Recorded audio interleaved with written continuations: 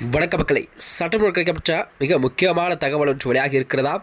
எடப்பாடி பழனிசாமிக்கு செக் வைக்கும் விஜயா, களமிறங்கும் ரகசிய வேட்பாளர்கள் யார்? அதிர்ச்சியில் அதிமுகவா?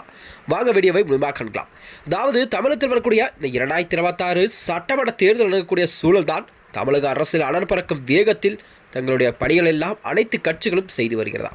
அந்த வகையில் தான் தமிழகத்திலே கண்டிப்பாக ஏப்ரல் 23ஆம் தேதி தமிழகம் முழுவதும் வாக்கு எண்ணிக்கை நடைபெறும் என்பதை அனைவரும் அறிந்த உண்மை.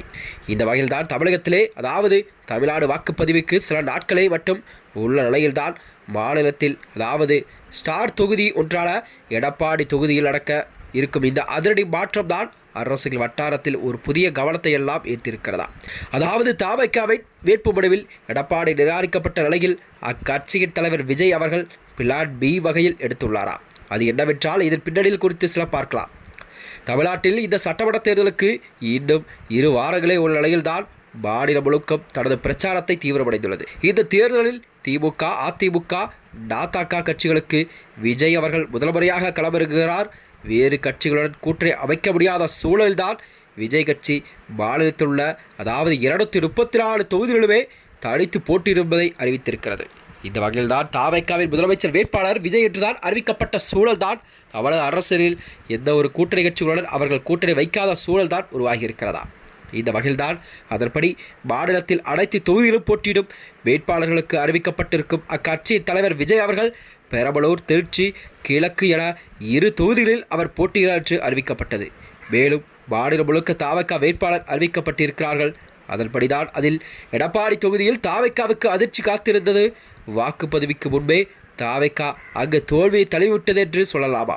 ஏனென்றால் அந்த தொகுதியில் எடப்பாடி பழனிசாமிக்கு எதிராக தவிக சார்பில் அருண்குமார் போட்டியிடுவார் என அறிவிக்கப்பட்டது. அவர் வேட்புமனு தாக்கல் செய்த நிலையில் மாற்று வேட்பாளராக அவரது மனைவி நித்யா அவர்கள் வேட்புமனு தாக்கல் செய்திருக்கிறார். இருப்பினும் இருவரின் மனுக்களை உரிய முறையில் வேட்புமனுவை நிரப்பவில்லை என்று சொல்லி தள்ளுபடி செய்திருக்கிறது தேர்தல் ஆணையம். இது அக்கட்சி தொடர்களிடையே ஒரு மாபெரும் ஏமாற்றத்தை ஏற்படுத்தியிருக்கிறதா.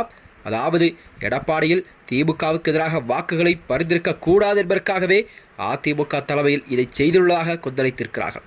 சரியாக சொல்லப்போனால் இந்த வேட்பாளர் தலைமையில் அறிவிக்காததிலே இப்படி நடந்துவிட்டதாக புலம்பியிருக்கிறார்கள். இது விஜய் அவர்களுக்கு காதுக்கு போயிருக்கிறது. எடப்பாடி தொகுதியில் தவிகவின் தாக்கம் இருக்க வேண்டும் என்பதற்காகவே ஒரு புதிய திட்டத்தை தீட்டியிருக்கிறார் தவிக தலைவர் விஜய் அவர்கள். அதாவது எடப்பாடியில் இப்பொழுது 15 பேர் களத்தில் உள்ளார்கள். அதிமுக சார்பில் எடப்பாடி பழனிசாமி, திமுக சார்பில் காசி, நாம் தமிழர் பிரிவில் பிரியதர்ஷினி, தமிழக வாழ்வுரிமை கட்சி சார்பில் கோவிந்தராஜ், சசிகலாவின் அஇஅதிமுக சார்பில் சுரேஷ் போட்டியிடுகிறார். இவர்களை தவிர மற்ற 10 பேர் சுயேட்சையாக போட்டியிட என்று கூறப்படுகிறதா. அந்த சுயேட்சை வேட்பாளர்களின் ஒருவரான பிரேம்குமார் என்பவரை விஜய் தரப்பு அடையாளம் கண்டிருக்கிறதா.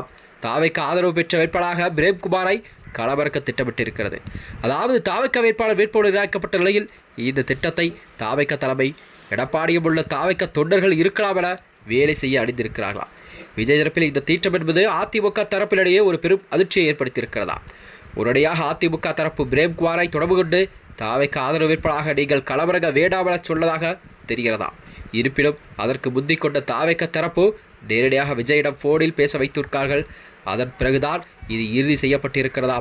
இன்று இரவு அல்லது நாளை இது தொடர்பான அறிவிப்பு கண்டிப்பாக வெளியாகும் என்று எதிர்பார்க்கப்படுகிறதா. மேலும் இது போன்ற வீடியோக்களை தெரிந்து கொள்ள நமது சேனலை மறக்காமல் சப்ஸ்கிரைப் செய்து. நன்றி, வணக்கம்.